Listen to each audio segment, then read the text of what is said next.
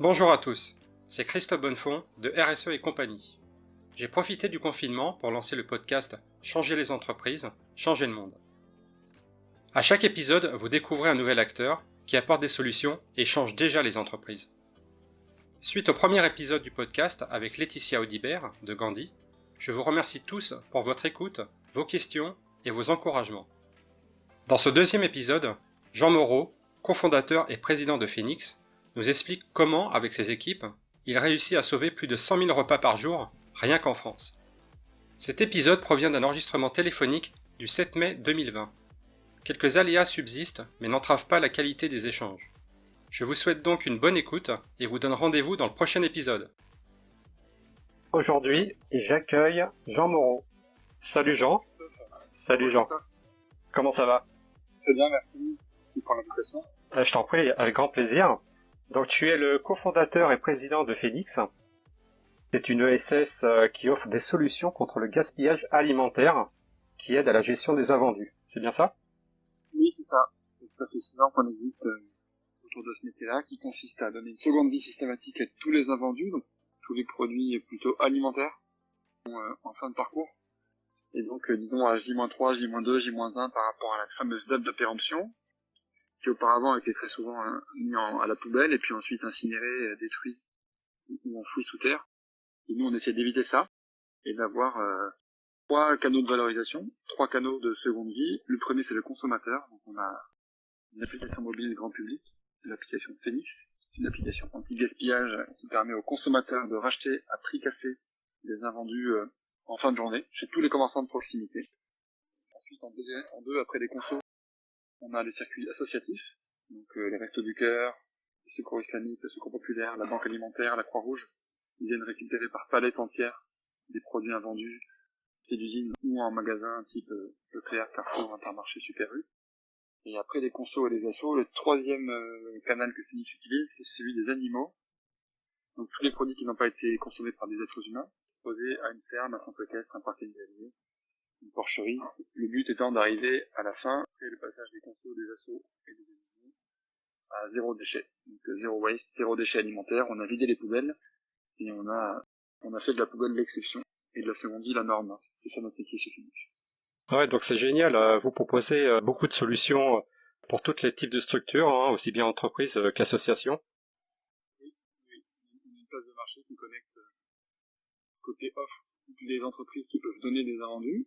Donc évidemment la grande distribution, mais aussi les industriels agroalimentaires, comme Danone, Michel Augustin, Blédina, ou d'autres, qui ont des produits déclassés, hors calibre, des produits moches, des erreurs de production, et en face, donc toutes les filières de reprise, parmi lesquelles les consos, les assos, les animaux, et demain il y en aura peut-être d'autres. Bien sûr, en tout cas on espère. Ah oui, Concernant, j'ai vu sur le site 100 000 repas sauvés par jour. Est-ce que c'est au niveau national ou c'est également avec les autres pays en Europe?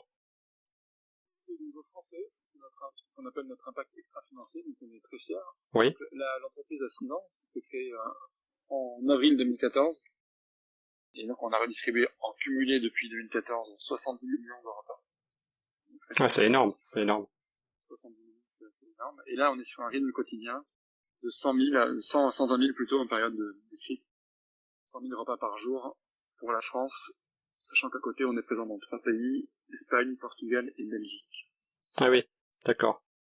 J'imagine que dans les autres pays européens, c'est également très très utile d'avoir cette lutte contre le gaspillage alimentaire et autres. Oui, après, ils n'ont pas tous le même niveau de maturité par rapport au gaspillage aux invendus. Maturité dans les consciences des consommateurs, dans la classe médiatique, ni la maturité sur le cadre réglementaire, fiscal, sur toutes les lois anti-gaspi qu'on peut avoir en France. La France, pour le coup, a pas mal d'avance. Après, t'as des pays comme la Belgique ou les pays comme l'Allemagne, comme les pays nordiques, qui eux sont plus matures sur la partie transformation des déchets organiques en méthane, en énergie, quoi, en biométhane, en compost. Ne serait-ce qu'en Belgique ou en Allemagne, le compost, et notamment le compost chez les particuliers, est beaucoup plus développé qu'en France. En France, on a encore une culture du déchet qui est assez faible, une culture du tri aussi, très mauvaise par rapport à nos voisins européens et aux pays nordiques. En revanche, sur la thématique du gaspillage alimentaire et de la gestion des invendus, On a de l'avance et on fait partie des pays, on est presque même le pays pionnier. J'allais te dire qu'on est pas mal situé par rapport à d'autres pays, effectivement, au niveau alimentaire. Oui, oui. Et pourtant le besoin est partout. Hein. On le voit au niveau européen, il y a à peu près les mêmes volumes de gaspillage en Italie, en Espagne, en Angleterre évidemment. Mais c'est juste pas toujours autant aussi mûr qu'en France, c'est pas toujours aussi soutenu par des dispositifs réglementaires ou fiscaux. Et puis c'est pas toujours une priorité pour les décideurs ou pour les entreprises sur place. Alors qu'en France, ça le devient progressivement. Donc je fais juste un petit rappel, 100 000 repas sauvés par jour, ça équivaut à 50 tonnes quand même de déchets, ce qui est énorme. Si on met tout ça sur une balance... Ça fait partie de ce qui nous rend fiers chez Félix. Ce modèle à deux dimensions via lequel on marche sur deux jambes, une jambe de start-up classique, disons, avec de la croissance, de l'ambition, de la création d'emplois, chiffre d'affaires aussi, parce qu'on avoisine maintenant les 15 millions d'euros de chiffre d'affaires, belle petite PME. Mais par ailleurs, la deuxième jambe, c'est la jambe d'impact. Et on fait pas tout ça pour rien, on fait pas tout ça ne serait-ce que pour la rentabilité ou les actionnaires. On fait ça aussi et surtout parce qu'on a une mission d'intérêt général, et un impact fort sur la planète, et donc on est très fiers, on est content de montrer que ça marche. Il existe des modèles qui sont des modèles intermédiaires entre la RSE et le business traditionnel au sens capitaliste du terme. Et je voulais savoir sur le marché, est-ce que tu sais s'il y a d'autres structures équivalentes à la vôtre qui proposent de lutter contre le gaspillage alimentaire? Alors oui, il y en a. J'aimerais bien qu'on soit seul, même si il y a de la concurrence. Hein. C'est un secteur qui est dans la RSE, dans le SS, entrepreneuriat solidaire, et pour autant il y a de la concurrence. Et c'est pas un secteur de béni oui-oui. On a des concurrents sur la partie application mobile. On a un concurrent du Danemark, des pays du Nord, Togo, qui est une boîte nordique qui a créé une antenne en France et qui marche bien sur la partie B2C, sur le pilier application mobile. Il y en a une autre qui s'appelle Optimiam aussi sur la partie application mobile. D'accord. Sur le B2B, on a un ou deux concurrents mais qui sont plus petits. Mais oui, on commence à avoir des concurrents. Enfin, on est la seule entreprise déjà made in France. Puis on est la seule à avoir les trois types de solutions, à la fois grand public avec l'application, puis le don, puis la valeur animale. En général, on a des petits concurrents ou des concurrents, pas petits d'ailleurs, sur chacune des thématiques, mais on est le seul acteur qui a une gamme de services transverse qui amène au zéro déchet total. Et on pense vraiment que c'est la bonne approche. C'est pas juste une appli qui peut suffire, c'est pas non plus juste le don alimentaire qui suffit, puisque le don c'est assez limite. Donc c'est l'approche globale, holistique, qui fait que on arrive à mettre le bon repreneur au bon moment, en fonction du bon volume d'un rendu, de sa taille, de sa localisation, de plein de contraintes qui font que parfois c'est une asso, parfois ça sera un consommateur. Et c'est vrai que c'est toujours intéressant de connaître le marché et de savoir si on a des concurrents qui sont déjà sur le créneau. Voilà, c'est toujours bien de se différencier comme vous sur plusieurs. En même temps, au début, quand on a la concurrence, on n'aime pas. Hein. C'est facile d'entrepreneurs, notamment de primo-entrepreneurs. Ça fait peur, on va perdre des parts de marché, etc. En fait, j'ai envie de dire, plus il y a de concurrents, mieux c'est. À un certain point, hein, mais ça participe à l'évangélisation du marché, ça participe à l'effort de guerre, et chacun ne bénéficie pas rebond du travail de l'autre, et donc tant qu'on n'est pas trop et que le marché n'est pas saturé, c'est plutôt mieux d'être plusieurs que d'être tout seul. Parce que quand on est tout seul, c'est soit qu'il n'y a pas de marché, soit qu'on est trop en avance, soit qu'il y a un truc qu'on n'a pas bien vu ou qu'on n'a pas bien compris, mais en général, c'est pas très bon signe et c'est mal perçu par les investisseurs quand il n'y a pas de concurrents en France ou à l'étranger. Ça veut dire que c'est peut-être un mirage. Ouais, j'ai souvent aussi entendu ça parmi les personnes qui sont dans l'entrepreneuriat, effectivement. Je reviens juste, Jean, sur ce qui t'a amené en fait à créer, comme je sais que tu es cofondateur, donc tu n'es pas seul. Qu'est-ce qui t'a amené à créer en fait Phoenix? Mis à part l'utilité, il y a peut-être d'autres raisons, d'autres motifs? Tu as raison, on est deux cofondateurs, il y a mon associé Baptiste Corval et moi-même. Donc on a créé la boîte à deux en mars 2014 avec 1000 euros de capital, donc une approche assez lean, On s'est dit, on va pas mettre la charrue avant les bœufs, on va mettre un peu d'argent pour montrer que ça marche. Donc moi, dans ce qui m'a motivé, c'était, moi j'ai un parcours à la base qui est plutôt traditionnel. J'ai commencé, j'ai fait une classe préparatoire, j'ai fait une école de commerce à l'ESSEC, à Sciences Po en affaires publiques, pour donner un peu une coloration intérêt général à mon parcours, qu'on retrouve un peu dans Phoenix d'ailleurs. Mais bon, malgré tout ça, j'ai commencé ma carrière dans la finance, dans le privé, et plus précisément dans une banque d'affaires américaine qui s'appelle Merrill Lynch, où je faisais des fusions-acquisitions, qui est donc très formateur. Bien sûr. Et donc il y avait deux, trois éléments de motivation. Le premier, c'était de mettre à profit ses compétences et cette énergie au service d'une cause qui me paraissait plus utile et plus noble. Donc j'ai suivi une sorte de quête de sens, une volonté d'avoir un métier qui ait de l'impact. La deuxième chose, c'était que après avoir exploré plusieurs thématiques autour de l'environnement, de la gestion des déchets, même de l'éducation, ou du bien vieillir, ou du vivre ensemble, j'étais un peu agnostique sur la thèse, je voulais juste qu'elle soit utile. Il nous est apparu que celle du gaspillage nous paraissait être un bon terrain de jeu, avec à la fois des gros volumes et de la valeur à créer, une place à prendre sur le marché entre les magasins et les associations, une sorte de Robin des Bois du bon alimentaire, donc on avait le sentiment qu'il y avait la place. Et la troisième chose qui m'a motivé, c'était d'essayer de montrer qu'il y avait une voie intermédiaire entre justement le monde des ONG, des assos, du secteur du non-profit, du non-marchand, qui fonctionne surtout sur du bénévolat et qui a aussi ses limites propres et qui doit se réinventer. Et donc nous on voulait sortir de cette dichotomie, ce côté un peu manichéen, et dire on va essayer de prouver avec Phoenix, on est en train de le faire à notre échelle, hein, on n'est pas encore une grosse boîte, mais de montrer qu'il y avait une voie médiane, prendre un peu le meilleur des deux mondes, les méthodes du privé, leurs moyens, leur mode d'organisation, et puis l'âme, l'ambition et le valeur du monde associatif. Et c'est faire une synthèse des deux avec des modèles qu'on appelle maintenant les modèles d'entreprise à impact, d'entreprise de la tech for good, et on est fiers d'avoir fait cette synthèse des deux. Et ça a été facile de trouver ton cofondateur? Non, c'est pas simple, c'est très important. C'est effectivement c'est comme un couple.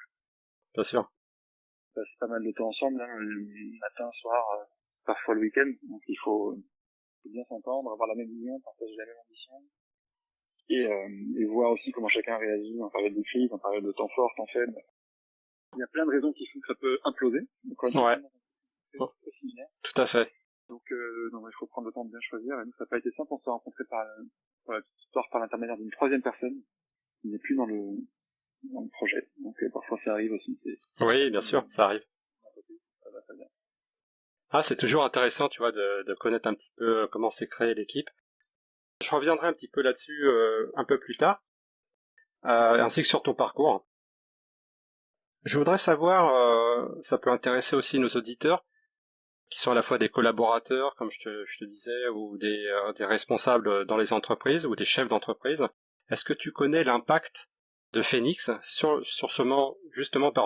les entreprises et ses collaborateurs? Est-ce que tu as éventuellement des chiffres ou des résultats tangibles à nous donner? En général, l'impact il est assez positif à plusieurs niveaux. Quand on travaille avec notamment pour nous notre client type, ça va être un magasin Intermarché, Super U, Leclerc, Carrefour. Et donc nos interlocuteurs au quotidien, c'est la direction du magasin, donc soit le patron du magasin, soit le directeur du magasin, et très souvent aussi c'est les chefs de rayon. Donc, pour les chefs de rayon, on leur apporte plusieurs choses. Déjà en général, ça donne du sens à leur travail, qui est pas toujours simple et encore moins dans la période actuelle, mais ils sont contents de ne plus jeter, de ne plus détruire et de ne plus javeliser les invendus, c'est souvent une pratique. Ah oui, d'accord. Que les produits soient mis à la poubelle et qu'on mette de l'eau de javel ou du déstock pour pas qu'il y ait des glanages par des EDF, J'ai déjà vu. Voilà, donc ça c'est aboli par une loi de 2016, qui est la loi Guillaume Garot contre le gaspillage alimentaire. Donc ça donne du sens. C'est un projet qui est assez fédérateur en RH aussi. C'est-à-dire, le magasin va prendre un quart d'heure par jour, bien trier ses invendus, les mettre de côté, et puis accueillir le bénévole des Restos du Cœur, accueillir le bénévole du Secours Populaire. Ça fait du bien à tout le monde, ils voient de nouvelles têtes en magasin, ils sont contents de faire un geste. C'est assez fédérateur d'un point de vue. Troisièmement, il y a un impact économique aussi, hein, puisque pour un magasin, soit en revendant les produits sur l'application, ça fait du chiffre d'affaires en plus, le magasin, des produits qu'ils n'auraient pas vendus, qui font de la vente accélérée à travers l'application mobile Phoenix. Du coup, ils récupèrent du chiffre d'affaires. Ça alimente aussi leurs bonus et leurs variables. Et deuxièmement, quand ils font du don à des assos, c'est autant de produits qui ne sont pas détruits. Or, détruire des produits, ça coûte cher, hein, ça coûte entre 100 et 120 € la tonne. Et puis en plus, le magasin, cerise sur le gâteau, va récupérer une partie de la valeur du don en réduction d'impôt. Donc jusqu'à 60% de la valeur du produit donné donne droit à une défiscalisation. Voilà, donc en gros, il y a un triple impact pour les collaborateurs, c'est que c'est motivant, ça donne du sens à leur action, c'est un projet qui est fédérateur en interne pour les équipes du magasin, et puis d'un point de vue économique, ils s'y retrouvent largement. Et c'est ça qui est génial, quoi. Donc j'espère que tous ceux qui nous écoutent, entreprises, associations, et qui ne te connaissent pas encore, voilà, qu'ils soient encouragés à faire appel au service de Phoenix. Ça, en tout cas, c'est le but de ce podcast. Je reviens juste sur un peu l'origine, peut-être, de Phoenix. Est-ce que tu as un modèle d'inspiration? Ça peut être une personne dans ton entourage, un personnage fictif, voilà, ça peut être plein de choses. Est-ce que tu as une inspiration quelconque, je dirais? Alors, j'ai deux éléments de réponse par rapport à ça. Le premier, c'est que c'est une posture d'humilité, mais on n'a rien inventé. C'est fini, on a fait ce qu'on appelle de l'innovation incrémentale par rapport à quelque chose qui existait déjà. Donc la première source d'inspiration ou la première chose qui nous a mis la puce à l'oreille, c'est les collectes existantes par le monde associatif. Parce que la banque alimentaire ou les restos du cœur ne nous ont pas attendus pour faire des collectes en magasin et de la redistribution. Donc on est parti de là en se disant ok, il y a des bonnes pratiques qui existent. Sauf que première chose, elles sont pas généralisées. Il y a plein de magasins où pas de collecte associative. Ou alors c'est fait une fois par semaine, le vendredi soir ou le samedi quand les bénévoles ont le temps de passer, mais le reste du temps tout part à la poubelle. Donc pas généralisé. Deuxièmement, c'est pas toujours, et malgré tout le respect que j'ai pour le monde associatif, c'est pas toujours ultra professionnel. Ça repose beaucoup sur ce que j'ai dit tout à l'heure, c'est-à-dire le bénévolat, du volontariat, des bénévoles qui ont plutôt 65-70 ans, qui font ça en fin de parcours, quand ils ont le temps et quand ils sont pas leurs petits-enfants, quand ils sont pas en vacances. Donc c'est parfois assez artisanal. Or, ça mérite d'être aussi professionnel que le reste de l'activité de la vente distribution. Tout à fait. Et troisième critère, c'était pas du tout digitalisé. Ça, c'est du fait du fonctionnement du monde associatif et du fait de l'âge moyen des bénévoles, des gestionnaires d'assaut, ça reposait encore beaucoup sur des listings papier, des impressions, des agrafes, des stylos. À l'ancienne. Des coups de tampons dans le cul du camion dans l'entrepôt. Donc, on s'est dit, ok, il y a un truc qui existe, qui a l'air d'être une bonne pratique, qui est le don alimentaire des invendus en fin de journée. Il faut plus que ce soit l'exception, il faut que ça devienne la norme, le nouveau standard, et puis il faut le rendre plus efficace, plus généralisé et plus digitalisé. Donc c'est pour ça qu'on on a travaillé sur ces trois axes-là. Mais du coup, la première source d'inspiration, c'était le travail des assos elles-mêmes, que maintenant on aide à s'améliorer, mais quand on est parti pour proposer un service qui soit un peu plus efficace. Et la deuxième source d'inspiration, c'est qu'on n'a pas inventé ces modèles en space social ou en space d'impact. Il y avait déjà, avant la création de Phoenix, des belles boîtes, soit qui avaient émergé, soit qui étaient en cours de croissance. Alors, je pense évidemment à des gros mastodontes du secteur comme le groupe SOS, Vitamine T, Unicité et d'autres. Et puis il y avait aussi des startups, un peu comme nous, dans la Tech for Good. À l'époque, il y avait Microdon, qui était là depuis 2009-2010. Il fait de l'arrondi sur salaire et de l'arrondi sur ticket de caisse. Oui, je connais. Ouais, tout à fait. Puis il y avait une autre boîte qui s'appelle Recyclivre, avec un fondateur que j'apprécie beaucoup et qui faisait un peu du travail aussi, ce même travail de récupération de livres chez les consommateurs pour les retaper et les remettre en circuit. Donc voilà, ces modèles-là nous avaient pensé que c'était le bon moment pour faire un truc autour du recyclage, du réemploi, de la réutilisation avec une logique de technologie. Ouais, faut toujours être là au bon moment, avec les bonnes personnes, et les bons outils. En plus d'avoir de l'inspiration, c'est vrai que vous avez vu juste. L'avenir le dira, mais pour l'instant, so far so good. Concernant Alors c'est un petit peu plus d'actualité. Je voulais savoir si tu avais envie de parler d'un événement dont tu es fier au sein de Phoenix, de l'organisation. Ça peut être un événement présent ou passé. Voilà, j'aimerais savoir un petit peu qu'est-ce que tu souhaiterais mettre en avant aujourd'hui. Dans le contexte actuel, ce dont on est fier, c'est la façon dont on a répondu à la crise. Assez vite, même avant l'annonce du confinement, donc dès le vendredi, avant l'allocution du président, on a décidé de, par solidarité envers les commerçants, de mettre notre application mobile Phoenix gratuite pour les commerçants et les utilisateurs.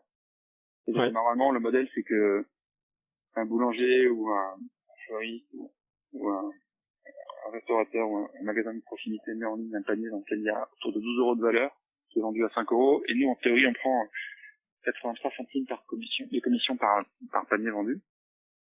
Et ça, on l'a fait sauter en équipe, en disant, bah, ok, dans la période actuelle, il faut qu'on soit solidaire des commerçants, qu'on leur permette de valoriser leurs invendus avant leur fermeture administrative, et qu'on les aide à faire du business pendant la période de la crise. Donc on a levé temporairement notre commission. Donc ça, on a fait la même chose sur la partie dons alimentaires, où à la fois on a mis notre service gratuit chez plusieurs distributeurs, Monoprix et Carrefour notamment. On a fait des collectes sans facturer quoi que ce soit. Et puis, quand il le fallait, nos équipes ont assuré un peu le rôle de chaînon manquant pour aller faire les collectes elles-mêmes et faire les redistributions associatives partout où les assos avaient soit fermé, soit avaient les conditions sanitaires trop strictes pour assurer les collectes et les redistributions. Donc, on a assuré un peu ce tampon pour maintenir la boucle de solidarité et de l'aide alimentaire pendant la crise du coronavirus. Donc, je pense que ça, j'étais très fier d'avoir joué ce rôle-là, ça fait partie de notre mission, assurer un peu le maintien de l'aide alimentaire. En tout cas, bravo à tout le monde, hein, à toutes les équipes. Et c'est vrai que c'est pas évident pour les commerçants durant ce contexte. Donc je vous félicite. Je pense que ça a été apprécié, on est content, quand il y avait pas de investissement en direct, c'est suffisant, mais je pense que ça a été apprécié à la fois par les assos, Ouais. par les bénéficiaires et par les clients. Très bien. Je reviens un petit peu sur l'équipe. Donc on a vu un petit peu la création de l'équipe fondatrice. Est-ce que comment vous avez pu recruter ou on va dire accroître la taille de l'équipe comment ça s'est fait? Alors, c'est une bonne question, c'est très important, et surtout ça change au fil de l'eau, en fonction des étapes que passe l'entreprise. Les personnes du début sont pas celles du changement d'échelle, sont pas non plus celles de l'accélération, de la croissance internationale. Donc, nous, on a vraiment vécu ces 3-4 étapes où au départ, la marque n'est pas connue, l'entreprise non plus, on n'a pas de chiffre d'affaires, on n'a pas de levée de fonds, on n'a pas de moyens, donc on fait avec les moyens du bord, avec ceux qui nous font confiance. Et d'ailleurs, on les remercie parce que c'est eux les vrais pionniers, de nous avoir fait confiance au tout début quand on était nulle part. Et puis ensuite, plus la boîte grossit, plus on a les moyens de payer des vrais salaires, d'attirer des gens de super niveau, d'avoir moins de stagiaires aussi à faire sur de la table. Et voilà, mais le deuxième chose, c'est que les gens qui sont très bons et très à l'aise pour amener la boîte de 0 à 1, ou de moins l'infini, premier euro de chiffre d'affaires, ne sont pas ceux qui vont forcément t'aider à passer de 100 000 euros de chiffre d'affaires à 1 million. Et ceux qui sont nés de 100 000 à 1 million sont pas ceux qui t'amèneront de 1 million à 10 millions. Et ceux-là même ne seront pas ceux non plus qui seront passés de 10 millions à 50 millions dans 3 pays. Il faut apprendre à recruter des gens meilleurs que soi. Et puis il faut apprendre à laisser partir les gens qui sont au bout d'un cycle. Régulièrement, on a un peu de turnover aussi, hein, même dans les métiers. Même dans les boîtes positives, il y a des gens qui, au bout de 2-3 ans, se retrouvent plus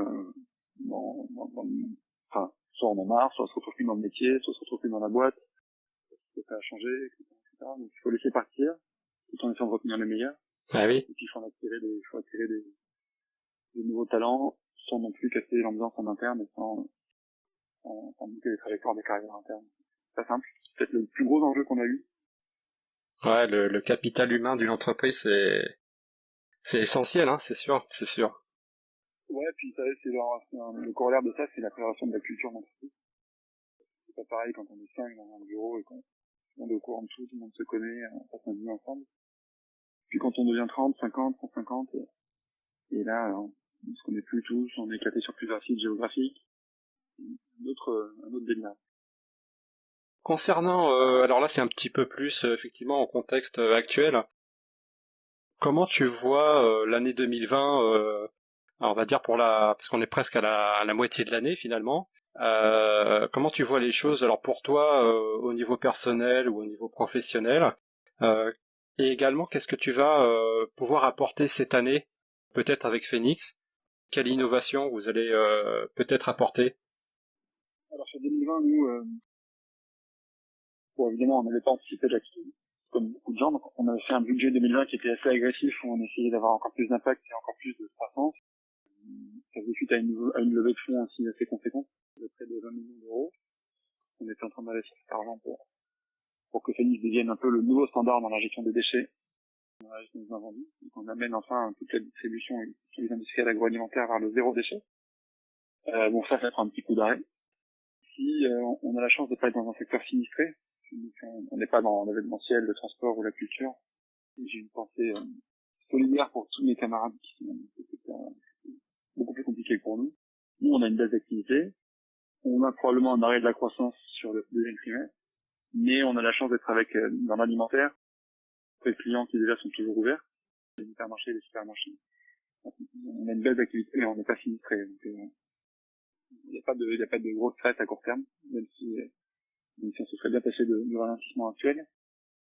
Et moi, je pense que on en a quand même facilement pour 18 mois. Et je pense qu'on arrivera au niveau du premier trimestre 2020 que dans 3 ans. On va mettre quand même du temps à s'en remettre. Je suis optimiste pour Phoenix à court terme, mais je suis assez soit réaliste, soit prudent sur la reprise. Je pense pas qu'on soit dans un scénario en forme de U ou en forme de V. Ça va prendre pas mal de temps et que pour l'instant, on n'a pas encore complètement réalisé ni pris la mesure de la violence du choc. Parce que le chômage partiel agit comme une sorte de morphine, C'est vrai. une étape d'apesanteur, mais le jour où ça sera débranché et que les gens n'ont plus de salaire, on va réaliser le nombre de chocs du truc. Donc voilà, moi je pense qu'à court terme, on a bien sorti et la France a plutôt bien géré. Donc à moyen terme, on va souffrir. Et donc qu'est-ce qu'on propose comme innovation en 2020? On essaie de maintenir quand même un niveau minimum d'innovation. Pas mis la boîte complètement sous cloche ou à l'arrêt. On sort notamment un produit, il y a toujours un produit technologique, qui c'est assez simple. C'est un outil qui s'appelle Phoenix Day, qui permet au chef de rayon d'identifier en amont les périmés directement dans leur rayon. C'est-à-dire que c'est une sorte de petit gestionnaire de dates courtes. Qui vous envoie une alerte. C'est un petit chef de rayon du produit, petit chef de rayon du rayon yaourt. Tu vas recevoir une alerte quand ta gamme Activia à la fraise arrive à J-2 ou J-. On essaie d'aider les chefs de rayon à repérer directement dans leur rayon. Ouais, c'est excellent. Et d'ailleurs, C'est la première brique. c'est marrant parce que cette idée, moi je l'ai eue pour les particuliers, pour savoir, pour éviter de jeter tout ce qui était périmé dans le frigo. Et je me suis dit, mais attends, il n'y a pas une application qui existe pour ça. Et, C'est une très bonne. et en fait, ouais, bah tu as trouvé la version, je dirais professionnelle de. C'est exactement ça. Hein. Parfait. Bah écoute, en tout cas, nous on espère et on vous soutiendra pour continuer tout ce que vous faites hein, avec nos moyens. Donc j'espère que ça va comment dire vous allez pouvoir rebondir quelles que soient les difficultés. Merci. Merci de nous aider avec ce podcast. Et oui, bah écoute, c'est le but et en tout cas et c'est de toucher le maximum de d'audience voilà dans les entreprises, dans les associations à tous les niveaux. Je vais revenir un petit peu sur ton parcours professionnel.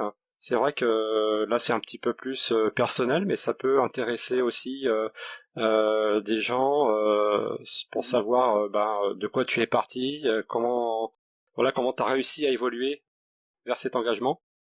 C'est toujours intéressant. Est-ce que tu peux nous en dire plus sur ton parcours? Donc moi je l'ai dit tout à l'heure, j'ai commencé dans la finance. J'ai fait un stage, j'ai fait des stages dans la grande consommation, notamment chez L'Oréal. Et puis ensuite, j'ai commencé dans la finance, en banque d'affaires où j'ai fait des fusions-acquisitions. Et puis après, vers l'âge de 30 ans, j'ai switché pour un métier à impact. Et donc, c'est un peu... À l'époque, on n'était pas si nombreux en 2013, 2013 à avoir cette réflexion-là. Maintenant, ça devient un peu plus classique. C'est une sorte de quête de sens et de switch pour des métiers qui ont de l'impact ou du sens. Donc vraiment, c'est ça ma réflexion. Et donc, j'ai réussi à négocier mon départ à l'époque, et puis à me former un peu à l'entrepreneuriat, à réseauter dans 2-3 réseaux d'entrepreneuriat impact, d'entrepreneuriat positif, notamment un réseau qui s'appelle le Mouvement des entrepreneurs sociaux, le MOVE, puis dans 2-3 autres. Et donc, je me suis dit, ok, en fait, c'est ça que j'ai envie de faire. C'est une boîte, j'ai envie de créer quelque chose, et d'avoir mon propre modèle d'économie, d'être indépendant des subventions. Mais en même temps, j'ai envie de faire quelque chose qui serve, qui soit utile. Donc, l'entrepreneuriat à impact positif me semblait être la bonne thèse de tout ça. Et donc, je me suis lancé. Et avec, ce que je peux donner comme retour d'expérience aux éditeurs, c'est que c'est pas toujours simple. Parce que quand on est en CDI, dans une belle boîte, avec un beau salaire, une bonne situation, ça paraît toujours un peu fou comme décision. Donc, on n'a pas toujours le feu vert de tout son entourage proche, hein. Commencer par les potes et les copains de promo, parfois même les conjoints, la famille, les parents, tout le monde qui dit qu'est-ce qui se passe à 30 ans, c'est un câble, soit c'est une crise d'adolescence à retardement, Ouais, c'est... soit c'est une crise de la quarantaine anticipée, ça dépend des deux, mais c'est vrai qu'après plus on attend, plus on s'enferme dans des considérations économiques avec des prêts, des emprunts immobiliers, Bien sûr, des écoles à financer, des enfants, des mariages. Je pense que je suis content d'avoir fait à ce moment-là. Sinon, on a vite tous les prétextes pour rester au chaud et se poser trop de questions sur pourquoi et du comment.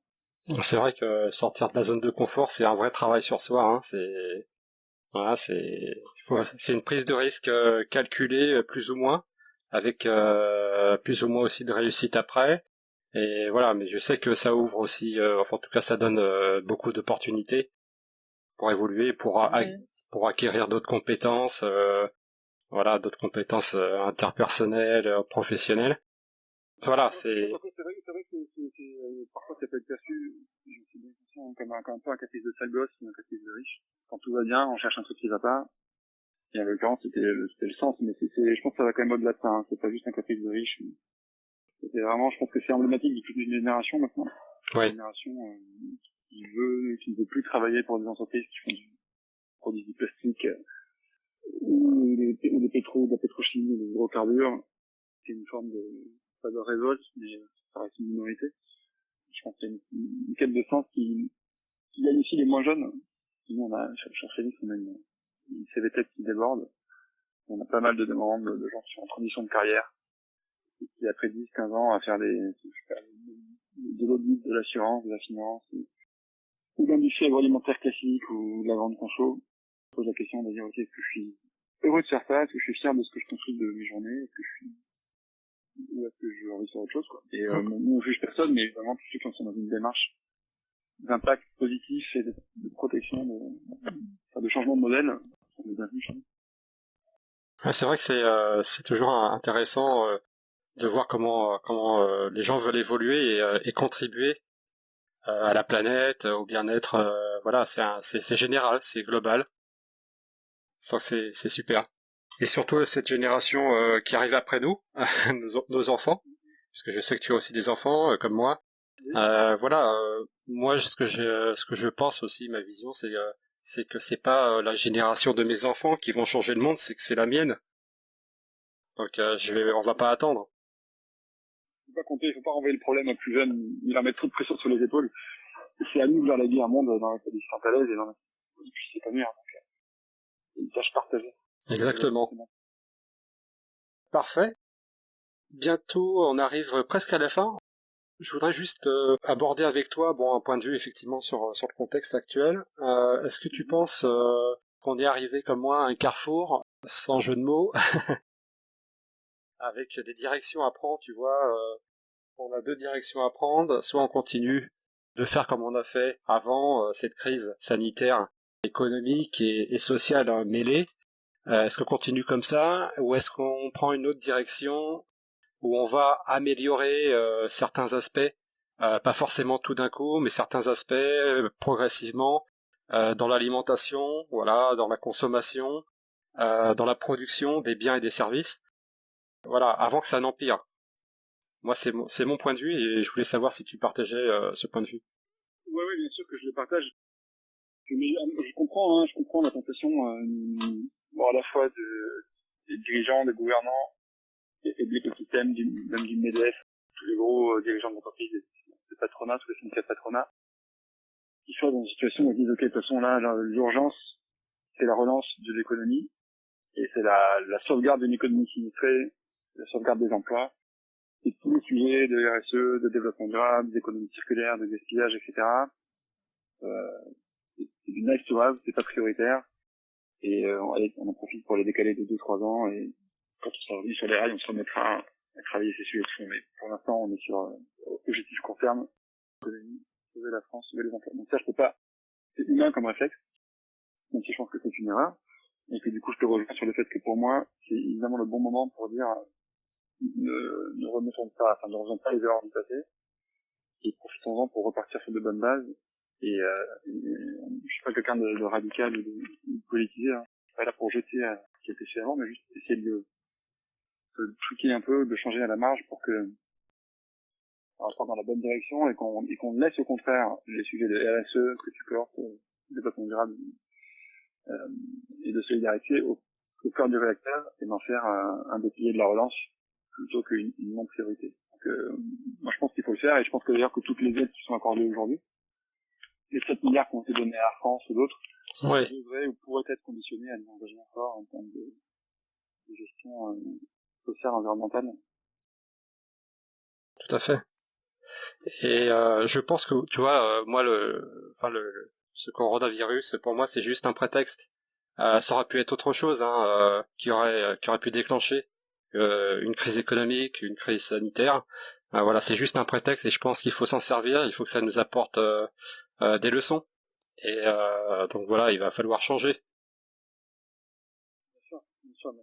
Nous, on est plusieurs entrepreneurs à créer un mouvement là, en tout cas rejoindre un mouvement pour essayer de montrer que une autre forme d'entrepreneuriat est possible. Oui. Et là-dedans, ça devrait voir le jour courant mai ou juin, un nouveau mouvement qui soit une sorte d'alternative au MEDEF, un peu plus progressiste, un peu plus occupé par les enjeux sociaux, environnementaux, avec comme un entrepreneur emblématique de la transition. Donc, on espère qu'on va inspirer des générations futures. On va entraîner le plus de monde possible dans cette voie en tout cas. Et c'est vrai que je te rejoins totalement là-dessus. Et donc ça serait bien, bah oui, qu'il y ait d'autres structures, organisations engagées, voilà, pour que engagées socialement, écologiquement et économiquement. Les trois performances ne sont pas, comme je t'ai toujours dit, incompatibles. Jean, bah écoute, on arrive à la fin de cet épisode. Je te remercie beaucoup d'avoir participé à cet épisode. Je fais un rappel donc également que tu es donc président de Phoenix et cofondateur, et que si les entreprises qui nous écoutent, les collaborateurs souhaitent faire appel à tes services, comment procèdent-ils? Eh bien, on a un site internet qui est www.wearephoenix.com. We are comme en anglais, W-E-A-R-E. Et puis on est présent sur tous les réseaux sociaux, l'équipe de Phoenix, ou moi à titre perso sur LinkedIn, si vous voulez me poser des questions, m'ajouter ou m'envoyer un CV, je le regarderai et je ferai suivre au RH avec plaisir. Les énergistes sont les bienvenus pour changer ce paradigme. Super. Je remercie également tous les auditeurs, les auditrices, les collaborateurs, les collaboratrices des entreprises déjà engagées, mais également celles qui ne le sont pas encore, voilà, dans la performance sociale, écologique et économique. Un petit rappel également, donc changer les entreprises, changer le monde. Le podcast qui vous fera aimer la RSE, parce qu'il y en a qui pourraient ne pas encore aimer ça. Vous allez pouvoir découvrir ou redécouvrir un acteur RSE qui change les entreprises en France à chaque épisode. Le podcast est diffusé donc sur les plateformes YouTube, SoundCloud et Spotify, et peut-être d'autres à l'avenir. Et enfin, si vous êtes un acteur RSE comme Phoenix, vous pouvez donc participer au podcast et me contacter sur Twitter et Instagram @RSE et compagnie. Merci pour votre écoute, merci Jean. C'est à toi, Christophe. Et à bientôt pour changer les entreprises, changer le monde.